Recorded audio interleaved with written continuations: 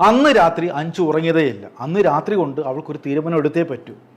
വെയിറ്ററായിട്ടുള്ള കാമുകൻ വേണോ അതോ അധ്യാപകനായിട്ടുള്ള ഭർത്താവ് വേണോ?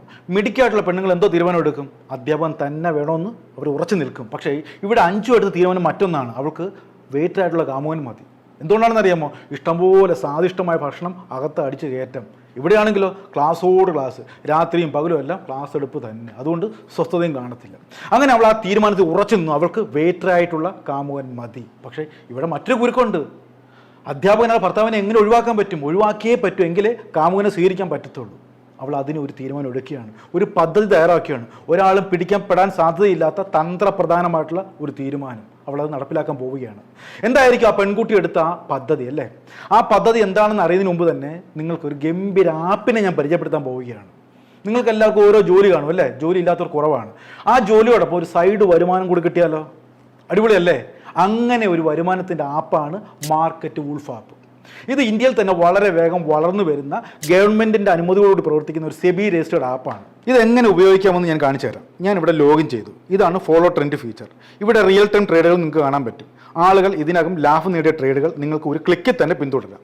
നോക്കിയേ, ഞാൻ ഫോളോ ട്രെൻഡ് ക്ലിക്ക് ചെയ്തു, ട്രേഡ് പ്ലേസ് ചെയ്തു, അത്രേ ഉള്ളൂ. എൻ്റെ ട്രേഡ് ആരംഭിച്ചു. ഇവിടെ വളരെ ചെറിയ തുകയുമായി പോലും നിങ്ങൾക്ക് ട്രേഡിംഗ് ആരംഭിക്കാം. മറ്റ് ആപ്പുകളിൽ സാധാരണയായിട്ട് ഇതിന് 3 മടങ്ങ് പണം ആവശ്യമാണ്. നഷ്ടമുണ്ടാകുമെന്ന് പേടിയൊന്നും വേണ്ട കേട്ടോ, കാരണം അതിനൊരു പരിഹാരമുണ്ട്. സ്റ്റോപ്പ് ലോസ് ഫീച്ചർ എന്ന് പറഞ്ഞാൽ നിങ്ങളുടെ നഷ്ടം ഒരു പരിധിയിൽ കൂടുതൽ കഴിയുമ്പോൾ ഈ ട്രേഡ് സ്വയം നിർത്തപ്പെടും. അതിലൂടെ കൂടുതൽ നഷ്ടം ഉണ്ടാകുന്നത് തടയാൻ പറ്റും. നോക്കിയേ, ലാഭം ട്രെൻഡിനോടൊപ്പം മുന്നേറുകയായിരുന്നു. ഞാൻ സ്റ്റോപ്പ് ട്രേഡ് ക്ലിക്ക് ചെയ്തു. വളരെ കുറച്ച് സമയത്തിനുള്ളിൽ 2065 രൂപ ലാഭം ബുക്ക് ചെയ്തു. ഇവിടെ നിങ്ങൾക്ക് സ്വർണം, വെള്ളി, നാച്ചുറൽ ഗ്യാസ്, ക്രൂഡ് ഓയിൽ തുടങ്ങിയ കമ്മോഡിറ്റികളിലെല്ലാം ട്രേഡ് ചെയ്യാം. അതും രാവിലെ 9 മണി മുതൽ രാത്രി 12 മണി വരെ. ഇത് മാത്രമല്ല, market wolf free trade recommendation നൽകുന്നു. ഇവയിലൂടെ ആളുകൾ നേടിയ ലാഭം നോക്കിയേ. ഫെബ്രുവരിയിൽ ഒരു ദിവസം 15,239, ഡിസംബറിൽ 33,512, കഴിഞ്ഞ ഒരു വർഷത്തിനുള്ളിൽ 5,03,940. ഇതേ ലാഭത്തിൽ മാർക്കറ്റ് വൂൾഫ് ഒരു കമ്മീഷൻ ഈടാക്കുന്നില്ല. ഇതെല്ലാം വെറും 99 രൂപ അടച്ചാൽ ലൈഫ് ടൈം കിട്ടും. മാർക്കറ്റ് വൂൾഫ് ഇതിനോടകം 2 മില്യൺ ഡൗൺലോഡ് നേടിയിട്ടുണ്ട്. അപ്പോൾ ആളുകൾ അവരുടെ സാമ്പത്തികം മെച്ചമാക്കാൻ ഇത് ഉപയോഗപ്പെടുത്തിക്കൊണ്ടേ ഇരിക്കുകയാണ്. അപ്പോൾ ഇതിൻ്റെ ലിങ്ക് കമൻറ്റ് ബോക്സിലും ഡിസ്ക്രിപ്ഷനിലും എല്ലാം കൊടുത്തിട്ടുണ്ട്. ഇപ്പോൾ തന്നെ നിങ്ങളത് ഡൗൺലോഡ് ചെയ്യുക. അപ്പോൾ നമ്മളിവിടെ പറഞ്ഞു നിർത്തിയത് നമ്മുടെ അഞ്ജുവിൻ്റെ കഥ അല്ലേ? അഞ്ജുവിൻ്റെ പ്ലാൻ വിജയിക്കുമോ അതോ പരാജയപ്പെടുമോ? ഇനി കഥ കേട്ടാലോ? രാത്രി 9 മണി കഴിഞ്ഞ് കാണും, നല്ല കൂരിരട്ടാണ്. അപ്പോൾ ആളുകളെല്ലാം ഒരു ബഹളം കേട്ട് അങ്ങോട്ടേക്ക് ഓടിക്കൂടുകയാണ്. അവർ കാണുന്ന കാഴ്ച എന്താണെന്ന് അറിയാമോ? ഒരു സ്ത്രീയും പുരുഷനും ചോരയെ കുളിച്ച് കിടക്കുകയാണ്. സ്ത്രീക്കാണെങ്കിൽ അനക്കമുണ്ട്, പുരുഷനാണെങ്കിൽ അനക്കവും ഇല്ല. അങ്ങനെ ലൈറ്റ് വെട്ടമൊക്കെ അടിച്ച് നോക്കിയപ്പോൾ അവരാകപ്പാട് പേടിച്ച് എല്ലാം ചോരയെ കുളിച്ച് കിടക്കുകയാണ്. അങ്ങനെ രണ്ടുപേരും തൂക്കിയെടുത്തുകൊണ്ട് നേരെ ആശുപത്രിയിലേക്ക് പോവുകയാണ്. അപ്പോൾ ആശുപത്രിയിൽ പോകുന്നതിന് മുമ്പ് തന്നെ നാട്ടുകാർക്ക് ഒരു കാര്യം മനസ്സിലായി, അതിൽ ആണായ ആൾ മരിച്ചു, പെണ്ണിന് ജീവനുണ്ട്. അങ്ങനെ ആശുപത്രിയിലെത്തി വിശദമായിട്ട് പരിശോധിച്ചു. ആ സ്ത്രീയോട് കാര്യങ്ങളൊക്കെ തിരക്കി. ഈ സമയത്ത് ഈ ഇരുട്ട് മൂടിയ ഈ പ്രദേശത്ത് വരേണ്ട കാര്യം എന്താണ്? അപ്പോൾ ആ സ്ത്രീ പറഞ്ഞത് ഇങ്ങനെയാണ്, ഞങ്ങൾ ഈ സമയത്ത് നടക്കാനായിട്ട് വരാറുണ്ട് ഈ ഭാഗത്ത്. അങ്ങനെ വന്നപ്പോഴാണ് ഈ അപകടം സംഭവിച്ചത്. ഏതോ ഒരു വണ്ടി ഞങ്ങളെ തട്ടിയിട്ടു. വണ്ടി ഏതാണെന്നൊരു പിടിയുമില്ലെന്നൊക്കെയാണ് പറയുന്നത്. പക്ഷേ ആ നാട്ടുകാർ ഉടനെ പോലീസിനെ വിളിക്കുന്നു. പോലീസ് ഇവർ രണ്ടുപേരെയും ചോദ്യം ചെയ്യുകയാണ്. ആൾ മരിച്ചല്ലോ, ആളാരാന്നും പിന്നെ മനസ്സിലായി, ഈ സ്ത്രീയുടെ ഭർത്താവാണ്. മരണപ്പെട്ട് കിടക്കുന്നത് ആശിഷ് എന്ന് പറയുന്ന 28 വയസ്സുള്ള ആളാണ്. ജീവനുള്ളത് ആശിഷിൻ്റെ ഭാര്യയായിട്ടുള്ള അഞ്ജുവാണ്. അഞ്ജുവിനെ പോലീസ് വിശദമായിട്ട് ചോദ്യം ചെയ്യുകയാണ്. എന്താണ് സംഭവം നടന്നിരിക്കുന്നത്, നിങ്ങൾ എന്തിനാണ് ആ സമയത്ത് അവിടെ പോയിരിക്കുന്നതൊക്കെയുള്ള ഒരുപാട് ചോദ്യങ്ങളാണ് ആ സ്ത്രീക്ക് മുമ്പിലേക്ക് വന്നത്. ആ സ്ത്രീ പറഞ്ഞത് ഇങ്ങനെയാണ്, ഞങ്ങൾ സാധാരണയായിട്ട് ആ വഴി നടക്കാൻ പോകാറുണ്ട്.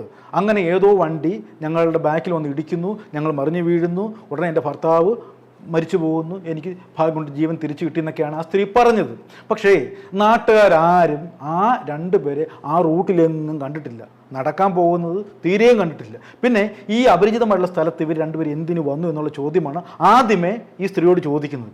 ആ സ്ത്രീക്ക് ഉത്തരമില്ലായിരുന്നു. അവർ പറഞ്ഞ് ഞങ്ങളെന്നും പോകുന്നത് മറ്റൊരു വഴിയിലൂടെയാണ്, ഇന്നിപ്പോൾ ഭർത്താവിനൊരു ആഗ്രഹം, ആ വഴിയിലൂടെ പോകണമെന്നൊരു ആഗ്രഹം പറഞ്ഞ് ഞാൻ അദ്ദേഹത്തെയും കൂട്ടിക്കൊണ്ട് ഈ വഴിയിലൂടെ വന്നു. അപ്പോഴാണ് ഏതോ വണ്ടി ഞങ്ങളെ തട്ടിയിട്ടത്. പക്ഷേ തുടക്കം മുതൽ തന്നെ ഈ സ്ത്രീയുടെ സംസാരത്തിലും പ്രവൃത്തിയിലൊക്കെ ഒരു അസ്വാഭാവികത. അതുമാത്രമല്ല, ഭർത്താവിൻ്റെ ബോഡി ഡോക്ടർമാരെല്ലാം പൂർണ്ണമായിട്ട് പരിശോധിച്ചപ്പോൾ അദ്ദേഹത്തിൻ്റെ ദേഹം മുഴുവൻ മുറിവുകളും ചതവുകളും ഒരുപാട് പരിക്കുകളുമാണ്. ഇന്ന് അവർ കഴുത്തിൻ്റെ ഇടയ്ക്ക് നല്ല പരിക്കുണ്ട്. ഈ സ്ത്രീയുടെ ദേഹത്ത് ഒരുപാട് രക്തവുമുണ്ട്. പക്ഷേ രക്തമെല്ലാം കഴുകി കളഞ്ഞപ്പോഴും ഒരു പരിക്കിൻ്റെ പാടോ ഒരു ആക്രമണത്തിൻ്റെ പാടോ കണ്ടില്ല. ഈ സ്ത്രീ പറഞ്ഞത് ഇങ്ങനെയാണ്, ആരോ ഞങ്ങളുടെ കയ്യിൽ നിന്ന് എൻ്റെ കയ്യിലുള്ള സ്വർണ്ണാഭരണങ്ങളും മൊബൈലൊക്കെ തട്ടിപ്പറിച്ചുകൊണ്ട് പോയി. മാലയൊക്കെ പിടിച്ചു വലിച്ചുകൊണ്ടാണ് പോയിരിക്കുന്നത്.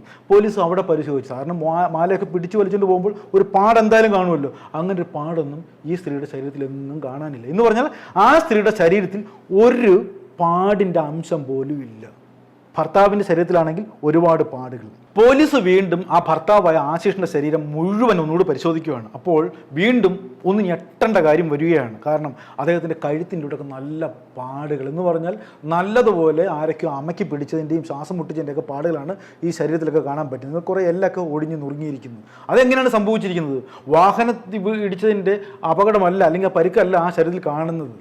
അതുമാത്രമല്ല, ആ പുരുഷൻ്റെ ശരീരത്തിൽ ഒരുപാട് മദ്യത്തിൻ്റെ അളവും പോലീസ് കണ്ടെത്തി. സാധാരണയായിട്ട് ഒരാൾ നടക്കാൻ വരുമ്പോൾ മദ്യപിച്ചിട്ട് ആരും നടക്കാൻ വരാറില്ലല്ലോ, അത് ശരീരത്തിന് ദോഷമാണല്ലോ. നല്ലതുപോലെ ഫിറ്റായിട്ടുള്ള ഒരാൾ 9 മണി സമയത്ത് നടക്കാൻ വരിക, അതും പരിചയമില്ലാത്ത സ്ഥലത്തേക്ക് പോവുക, അവിടെ വെച്ച് ഏതോ വണ്ടി ഇടിക്കുക, ഒരിക്കലും ഇത് വിശ്വസിക്കാൻ പറ്റുന്ന കാര്യമേ അല്ല.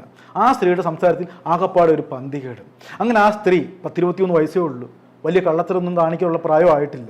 ഈ അസ്വാഭാവികതയെല്ലാം വെച്ച് ആ സ്ത്രീയെ പോലീസ് വിശദമായിട്ട് ചോദ്യം ചെയ്യുമ്പോൾ ഇന്ത്യ പോലും നടുങ്ങുന്ന, അല്ലെങ്കിൽ ഇന്ത്യക്കാരെ പോലും നാണിപ്പിക്കുന്ന സംഭവമാണ് ആ രാത്രിയിൽ അവിടെ അരങ്ങേറിയത്. രാജസ്ഥാനിലാണ് ഈ സംഭവം നടന്നിരിക്കുന്നത്. അപ്പോൾ ഒരു വല്ലാത്ത ചോദ്യമാണ് എല്ലാവർക്കും ഉന്നയിക്കാനുള്ളത്. ഇങ്ങനെയൊരു സ്ത്രീ ഉണ്ടോ? ഈ സ്ത്രീ അങ്ങനെയുള്ള സ്ത്രീയാണ്. വെറും 23 വയസ്സുള്ള പെൺകുട്ടി കാണിച്ച് പണി എന്താണെന്നറിയാമോ? ഒരു വല്ലാത്ത പണിയാണ് ഈ പെണ്ണ് കാണിച്ചു കൂട്ടിയിരിക്കുന്നത്. ഈ പെണ്ണാണ്, അതായത് ഭാര്യ എന്ന് പറയുന്ന ഈ വൃത്തികെട്ടവളാണ് ഈ പാവപ്പെട്ട മനുഷ്യനെ കൊലപ്പെടുത്തിയിരിക്കുന്നത്. കൊലപ്പെടുത്തിയ രീതിയൊക്കെ ഭയങ്കര വിചിത്രമാണ്. ആ കഥയിലേക്ക് വരുന്നതിന് മുമ്പ് തന്നെ ഈ അഞ്ചു ആരാണെന്ന് അറിയണം. അഞ്ചു ഒരു പണക്കാരി പെണ്ണാണ്, BCom വരെ പഠിച്ചിട്ടുണ്ട്, അച്ഛൻ്റെ അമ്മയുടെയും പ്രിയപ്പെട്ട മകളാണ്. അങ്ങനെ അച്ഛനോടും അമ്മയോടൊപ്പം ഒരു ഫംഗ്ഷനിൽ പങ്കെടുക്കുമ്പോൾ അവിടെ വെച്ച് സഞ്ജു എന്ന് പറയുന്ന 10-23 വയസ്സുള്ള ഒരു പയ്യനെ കാണുകയാണ്. അവൻ്റെ ജോലി എന്താണെന്ന് അറിയാമോ? അവൻ വെയിറ്ററാണ്. ഈ കല്യാണ ഫംഗ്ഷനിലൊക്കെ കാറ്ററിംഗ് സർവീസൊക്കെ വിളമ്പി കൊടുക്കാൻ നിൽക്കുമല്ലോ, അതിലൊരു പയ്യനാണ്. തൊപ്പിയൊക്കെ വെച്ച് മറ്റേ കറുത്ത ഓവർകോട്ടൊക്കെ ഇട്ട് വിളമ്പാനായിട്ട് നിൽക്കുകയാണ്. അവൻ കാണാനൊക്കെ മിടുക്കനാണ്. അങ്ങനെ ഈ സ്ത്രീ കഴിക്കാൻ വേണ്ടി ആ ഫുഡ് എടുക്കാൻ വേണ്ടി അവിടെ വരുമ്പോൾ നമ്മുടെ സഞ്ജുവുമായിട്ട് കണ്ണുകൾ തമ്മിൽ പരസ്പരം ഇടയുന്നു. അതിൽ വല്ലാത്ത പ്രേമത്തിലേക്ക് പോവുകയാണ്. ആ നിമിഷം അവൻ വിരതനാണ്. അവൻ്റെ നമ്പർ ഇങ്ങോട്ട് കൊടുക്കുന്നു, ഇവളുടെ നമ്പർ അങ്ങോട്ട് കൊടുക്കുന്നു. അതൊരു പുതിയ ബന്ധത്തിലേക്ക് പോവുകയാണ്. അവനാണെങ്കിൽ വലിയ വിദ്യാഭ്യാസം ഒന്നുമില്ല, കാറ്ററിംഗ് ജോലിയാണ്, വെയിറ്റർ പണിയാണ് ചെയ്യുന്നത്, ഹോട്ടൽ വെയിറ്ററാണ് ചെയ്യുന്ന ചെറുക്കൻ്റെ ജോലി. അങ്ങനെ ഇവർ തമ്മിൽ മൊബൈൽ ഫോൺ വഴി ഭയങ്കരമായിട്ട് ബന്ധം സ്ഥാപിക്കുകയാണ്. അങ്ങനെ പ്രേമത്തിലേക്ക് ഇവർ രണ്ടുപേരും വീണു. ഈ ബന്ധം ആരറിഞ്ഞു? നമ്മുടെ അഞ്ജുവിൻ്റെ അച്ഛനും അമ്മയും അറിഞ്ഞു. ഏതെങ്കിലും അച്ഛനും അമ്മയ്ക്ക് സഹിക്കാൻ പറ്റുമോ? അതും വെയിറ്ററുമായിട്ടാണ് പ്രണയം തുടങ്ങിയിരിക്കുന്നത്. അങ്ങനെ ഈ പ്രണയബന്ധത്തെ ഈ വീട്ടുകാർ എതിർക്കുകയാണ്. അങ്ങനെ ഇവർ തമ്മിൽ കാണാനുള്ള സാഹചര്യമൊക്കെ വീട്ടുകാർ ഒഴിവാക്കുകയാണ്. ചടിപിടിയെന്ന് അങ്ങനെയാണല്ലോ ചില വീട്ടുകാർ അച്ഛനും അമ്മയും എടുക്കുന്ന തീരുമാനം വളരെ പെട്ടെന്നായിരിക്കും. ഒരു ആലോചന കൊണ്ടുവരികയാണ്. അത് ആശിഷ് എന്ന് പറയുന്ന മിടുക്കനായിട്ടുള്ള MCom മാത്രമല്ല BEd പഠിച്ചുകൊണ്ടിരിക്കുന്ന ഒരു അധ്യാപകനുമായിട്ടുള്ള ബന്ധമാണ് ഈ വീട്ടുകാർ കണ്ടുപിടിക്കുന്നത്. ഈ ആശിഷിൻ്റെ ബാക്ക്ഗ്രൗണ്ട് എന്താണെന്ന് പറഞ്ഞാൽ ഇവൻ അച്ഛനും അമ്മയും ഒന്നുമില്ല.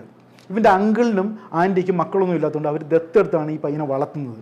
പൊന്നുപോലെ നോക്കുകയാണ്. നല്ല വിദ്യാഭ്യാസം കൊടുത്ത് മിടുക്കനാണ്, ദുശീലങ്ങളൊന്നുമില്ല, അച്ഛനും അമ്മയും ഇല്ലാത്തതിന് വിഷമം ഒന്നും മനസ്സിലാക്കാതെയാണ് അങ്കിളും ആൻറ്റിയും അവനെ വളർത്തുന്നത്. അങ്ങനെ ഇരിക്കുമ്പോഴാണ് ഈ അഞ്ജുവിൻ്റെ ആലോചന ആർക്ക് വരുന്നത്? ആശിഷിന് വരുന്നത്.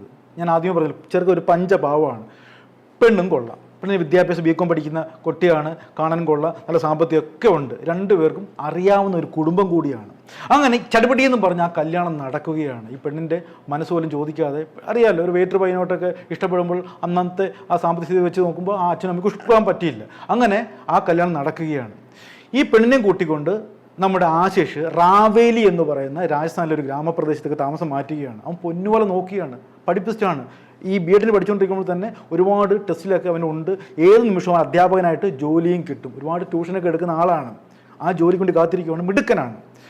നമ്മുടെ പെണ്ണിന് അവിടെ ചെല്ലുമ്പോൾ ഒരു ചൊറിച്ചില്ല, ഒരു താല്പര്യമില്ലായ്മ, അൺഹാപ്പി എന്നാണ് അവൾ പോലീസിന് പറഞ്ഞിരിക്കുന്നത്. അവൾക്ക് ആ ഭർത്താവിനെ ഉൾക്കൊള്ളാൻ പറ്റുന്നില്ല. അവനാണെങ്കിൽ ഫുൾ ടൈം പുസ്തകപ്പുഴുവായിട്ട് ഒരു ജോലിക്ക് വേണ്ട ശ്രമത്തിലാണ്.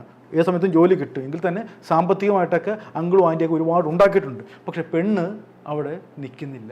3 മാസം മാത്രമേ ആയിട്ടുള്ളൂ. അപ്പോൾ തന്നെ പല പല കള്ളങ്ങളും ഇവള് സ്വന്തം വീട്ടിൽ പറയുകയാണ്. എനിക്കിവിടെ സ്വാതന്ത്ര്യമില്ല, അയാൾ സംശയരോഗിയാണ്, എനിക്ക് സമാധാനം തരുന്നില്ല എന്നൊക്കെ പറഞ്ഞ് ആകപ്പാട് വിഷയം ഉണ്ടാക്കുവാണ് ഇവള്.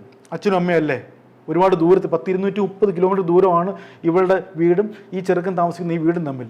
മാതാപിതാക്കൾക്ക് ആകപ്പാട് ആശങ്ക. ആരുടെ മാതാപിതാക്കൾക്ക്? ഇവളുടെ. അങ്ങനെ ഒരു കാര്യം പറയും, മക്കളെ കാര്യം ഇന്ന് പോര്, ആണല്ലോ ഇപ്പോഴത്തെ അച്ഛനും അമ്മയും ചെയ്യുന്നൊരു കാര്യം, നിനക്ക് അവിടെ താമസിക്കാൻ പറ്റില്ലെങ്കിൽ പോര്, ഞങ്ങൾ പൊന്നുപോലെ നോക്കാമെന്നൊക്കെ പറഞ്ഞ് ഇവള് കുറ്റിയും പറിച്ചുകൊണ്ട് നേരെ ബാഗും തൂക്കി സ്വന്തം വീട്ടിലേക്ക് ചെല്ലുകയാണ്.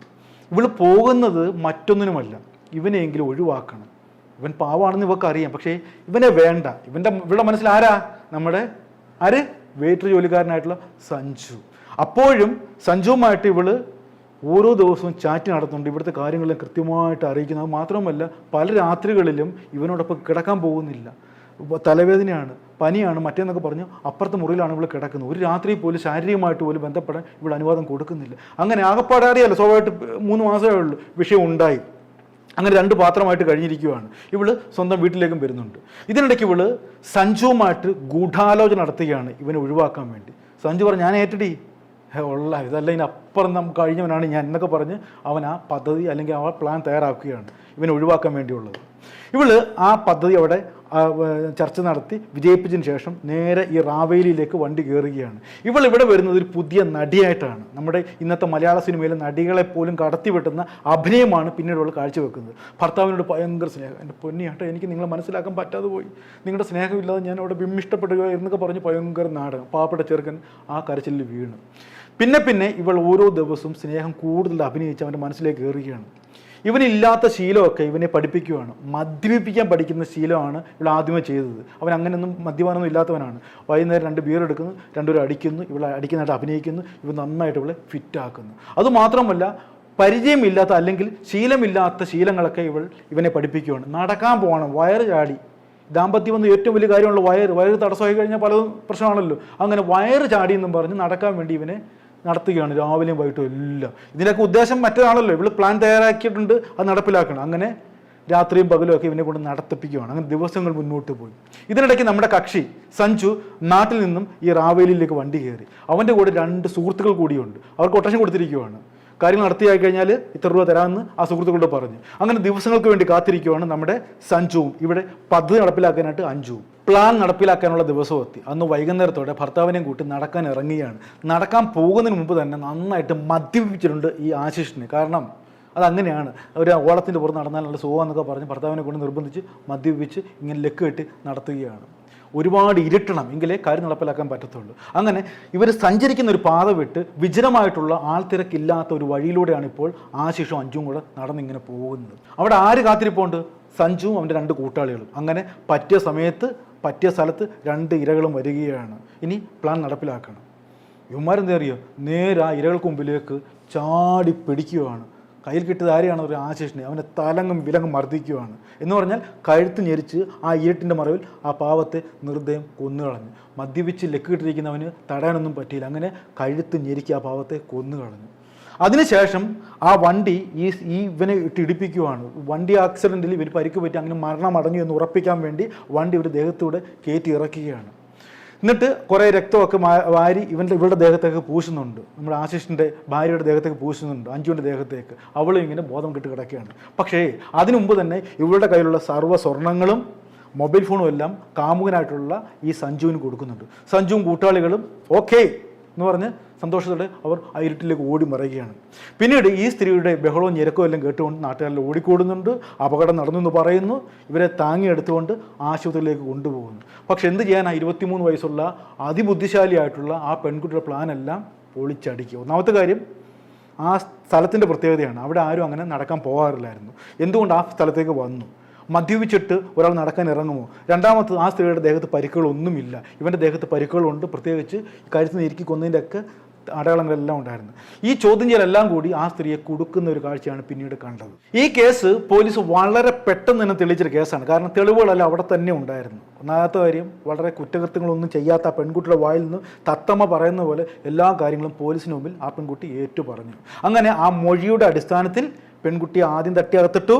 പിന്നെ കാമുകനായിട്ടുള്ള സഞ്ജു അവൻ്റെ 2 കൂട്ടാളികളെല്ലാം അകത്ത് ഇടുന്നതോടെ ഈ കേസിന് പരിസമാപ്തി ആവുകയാണ്. ഇനി 2 ചോദ്യങ്ങളുണ്ട്. ഇവിടെ ആ പെൺകുട്ടി എടുത്ത തീരുമാനം ശരിയാണോ? അല്ലേ? ഒരു പാവപ്പെട്ടനെ കൊല്ലുന്നതാണോ യഥാർത്ഥ ഒരു തീരുമാനം? വേണമെങ്കിൽ ആ വെയിറ്ററോടൊപ്പോ അല്ലെങ്കിൽ ഏത് പിച്ചക്കാരനോടൊപ്പം അവർക്ക് ഇറങ്ങി പോകാമായിരുന്നു. ഇവിടുത്തെ നിയമം അതിന് തടസ്സമൊന്നുമില്ല. ഒരു പാവത്തെ കൊന്നിട്ട് വേറൊരാളോടൊപ്പം ജീവിക്കുന്ന ശരിയായുള്ള തീരുമാനമാണോ? നിങ്ങൾ പറ. ഒരിക്കലുമല്ല. നമുക്കൊരാളെ കൊല്ലാനോ ഉപദ്രവിക്കാനോ ഉള്ള അധികാരം ആർക്കും തന്നിട്ടില്ല. എടുത്ത തീരുമാനം വളരെ മണ്ടത്തരവായിപ്പ് ഇപ്പോൾ അകത്ത് കിടക്കുകയാണ്. ഇനി ഈ പെൺകുട്ടിയുടെ വീട്ടുകാരുടെ തീരുമാനം, അല്ലേ? അതൊരു ചോദ്യം ചെയ്യേണ്ട കാര്യമാണ്.